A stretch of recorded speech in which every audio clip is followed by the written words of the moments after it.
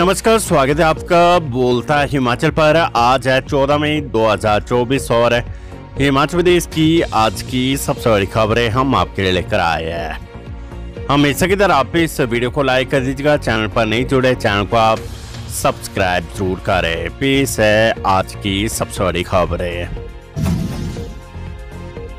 शिक्षा सचिव के निर्देश, सिंगापुर विजिट में जो सीखा स्कूलों में करे लागू। सिंगापुर एक्सपोजर विजिट पर भेजे गए शिक्षकों ने इस विजिट के दौरान जो कुछ भी सीखा है उसे हर हाल में स्कूलों में लागू करना होगा।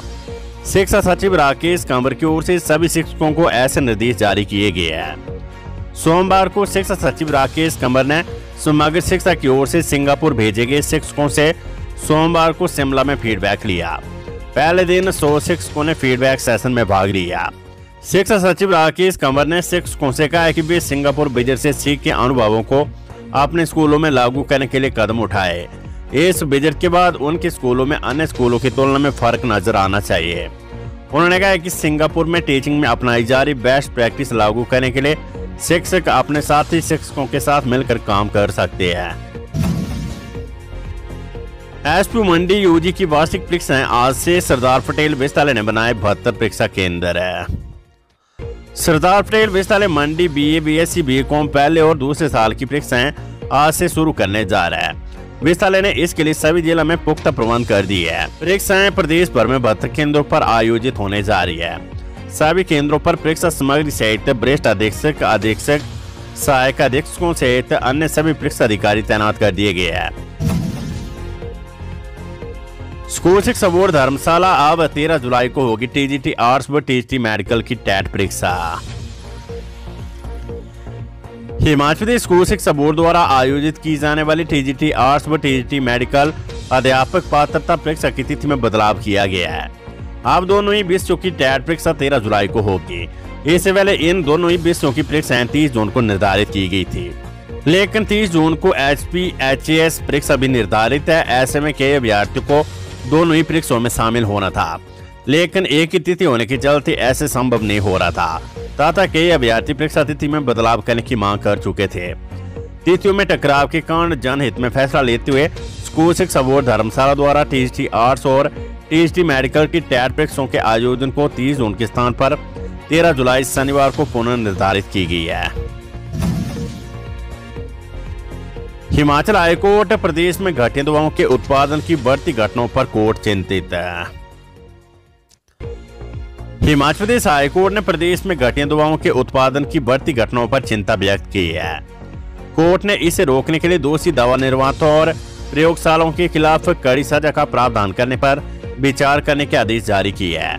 कोर्ट ने कहा कि कुछ ऐसे मामले सामने आए कि अफ्रीकन देशों में हिमाचल प्रदेश में बनाई गई दवाओं का इस्तेमाल करने से अनेक मौतें हुई है। अब समय आ गया जब नकली दवा निर्माताओं के खिलाफ कड़ी सजा का प्रावधान किया जाए। मुख्य न्यायाधीश MS रामचंद्र राव और न्यायाधीश ज्योत्सना जवालदुआ की खंडपीठ ने कहा है कि ये व्यथित कर देने वाली बात है कि बद्दी में 2 राज्य दवा प्रयोगशालाओं को चलाने के लिए पर्याप्त धन की व्यवस्था होने के बावजूद उन्हें संचालित नहीं किया जा रहा है। लोकसभा चुनाव हमीरपुर से अनुराग ठाकुर, शिमला से सुरेश कश्यप और विनोद सुल्तानपुरी ने दाखिल किया नामांकन। हिमाचल प्रदेश में लोकसभा चुनाव व विधानसभा उपचुनाव के लिए नामांकन की प्रक्रिया जारी है। सोमवार को हमीरपुर संसदीय क्षेत्र से भाजपा प्रत्याशी केंद्रीय मंत्री अनुराग सिंह ठाकुर ने 5वीं बार अपना नामांकन दाखिल किया है। अनुराग ठाकुर शक्ति प्रदर्शन करते हुए DC कार्यालय हमीरपुर पहुंचे। नामांकन से पूर्व अनुराग ठाकुर ने कुलदेवी आवा देवी मंदिर में जाकर पूजा अर्चना की। उधर शिमला संसदीय क्षेत्र के भाजपा प्रत्याशी सुरेश कश्यप ने भी नामांकन दाखिल किया। इस दौरान कश्यप ने शक्ति प्रदर्शन भी किया। वहीं शिमला लोकसभा सीट से कांग्रेस प्रत्याशी विनोद सुल्तानपुरी ने भी नामांकन दाखिल किया। इस दौरान मुख्यमंत्री सुखविंदर सिंह सुक्खू को प्रदेश कांग्रेस अध्यक्ष प्रतिभा सिंह और विधायक कुलदीप सिंह राठौर भी उपस्थित रहे। नामांकन के बाद विनोद सुल्तानपुरी चौड़ा मैदान में आयोजित कांग्रेस की रैली में पहुंचे। लाहौल स्पीति विधानसभा उपचुनाव के लिए पूर्व मंत्री डॉक्टर रामलाल मारकंडा ने आजाद प्रत्याशी के रूप में नामांकन भरा है। उन्होंने सोमवार को केलांग में SDM कार्यालय में पर्चा दाखिल किया है। उनका मुकाबला भाजपा के उम्मीदवार रवि ठाकुर और कांग्रेस की प्रत्याशी अनुराधा राणा से होगा। डॉक्टर रामलाल मार्कंडे ने कहा कि 25 साल के राजनीतिक सफर में उन्होंने लाहौल स्पीति के विकास में दिन रात एक किया है। कांग्रेस सरकार ने बजट में भारी कटौती की है। उन्होंने अपने कार्यकाल में 22 पुल बनाए और सड़कों का जाल बिछाया। गगरेट विधानसभा क्षेत्र से नामांकन भरने के बाद कांग्रेस प्रत्याशी राकेश काले ने कहा कि गगरेट में भ्रष्टाचार व ईमानदारी की लड़ाई है। उन्होंने दावा किया कि गगरेट में शोषण के विरुद्ध लहर है। यहाँ पर यूपी स्टाइल में जो राजनीति की गई है वे गगरेट की जनता के दिल में उतरी है। क्षेत्र के सैनिक, किसान, महिला, युवा सहित उनका तबका हताश होकर रह गया और यहाँ पर पूर्व विधायक ने प्रशासनिक रुतबा जनता पर थोपने का काम किया है। वहीं कोटलैड विधानसभा क्षेत्र से सोमवार को चंचल सिंह पुत्र बेसन सिंह गांव चलोला ने भी बतौर निर्दलीय प्रत्याशी नामांकन पत्र दाखिल किया है। कोटलैड विधानसभा क्षेत्र से सेवानिवृत्त सैनिक राजीव शर्मा ने बतौर निर्दलीय प्रत्याशी नामांकन पत्र भरा और प्रचार शुरू कर दिया है। कोटलैड विधानसभा क्षेत्र से एक और निर्दलीय प्रत्याशी ने सोमवार को अपना नामांकन पत्र भरा है। इसके अलावा भाजपा के पूर्व जिला अध्यक्ष व पूर्व में कोटलैड मंडलाध्यक्ष मनोहर लाल शर्मा ने भी नामांकन पत्र भरा है। मुख्यमंत्री सुखविंदर सिंह सुक्खू ने कहा कि चारों संसदीय क्षेत्र से कांग्रेस के प्रत्याशियों ने नामांकन पत्र दाखिल कर दिए है। नामांकन के बाद अब जनता की अदालत में जाएंगे। सोमवार को शिमला संसदीय क्षेत्र के कांग्रेस प्रत्याशी विनोद सुल्तानपुर के नामांकन के बाद मुख्यमंत्री सुखविंदर सिंह सुक्खू ने पत्रकारों से बातचीत में कहा कि ये चुनाव साधारण चुनाव नहीं है। ये चुनाव लोकतंत्र के भविष्य को सुनिश्चित करने का चुनाव है। देश की राजनीति को दिशा देने का चुनाव है। सुक्खू ने कहा कि जिस प्रकार भाजपा ने जनता की भावनाओं का सौदा किया और 14 महीने पुरानी सरकार को नोट के दम पर गिराने और सत्ता हासिल करने की कोशिश की है, चुनाव में इस मुद्दे को लेकर जनता के बीच जाएंगे। पर्यटन विकास निगम के होटल घाटे में हालात सुधारने फील्ड में उतरे एमडी।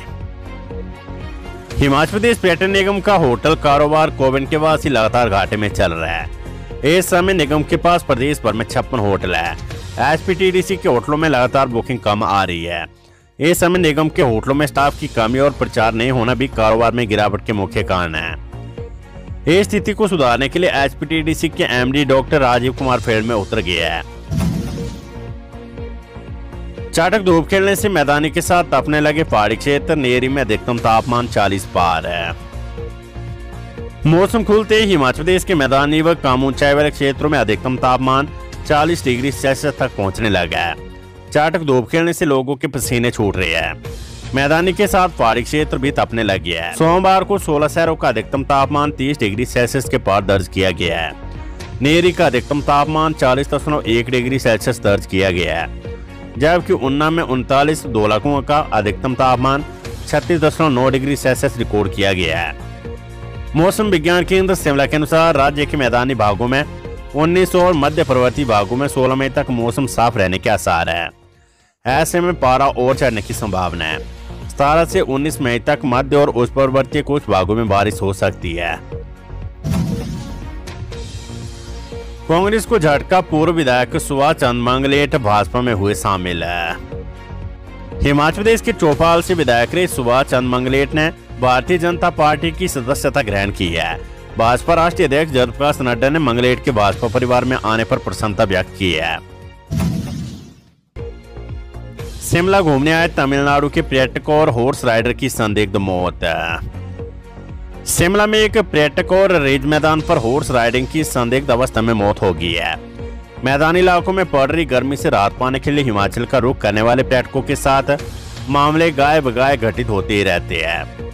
ऐसा ही एक मामला शिमला में पेश आया, जहां तमिलनाडु से अपने परिवार संग यहां घूमने आए एक पर्यटक की अचानक तबीयत बिगड़ने के बाद मौत हो गई है। उधर रेज मैदान में बतौर हॉर्स राइडर काम करने वाले एक व्यक्ति की भी संदिग्ध अवस्था में मौत हो गई है। पुलिस ने दोनों शवों को कब्जे में लेकर पोस्टमार्टम करवाकर देह परिजनों को सौंप दिया है। राजीव बिंदु बोले, प्रधानमंत्री नरेंद्र मोदी के रूप में भारत को मिला सक्षम नेतृत्व।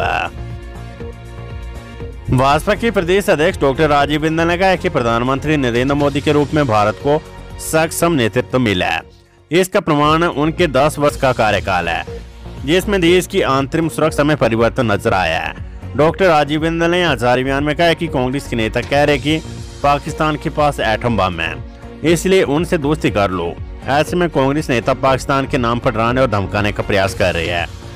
उन्होंने कहा कि राहुल गांधी को पाकिस्तान से बार बार जीत का आशीर्वाद मिल रहा है, जबकि प्रधानमंत्री नरेंद्र मोदी का लक्ष्य निश्चित रूप से भारत को शक्तिशाली एवं ताकतवर देश बनाना है।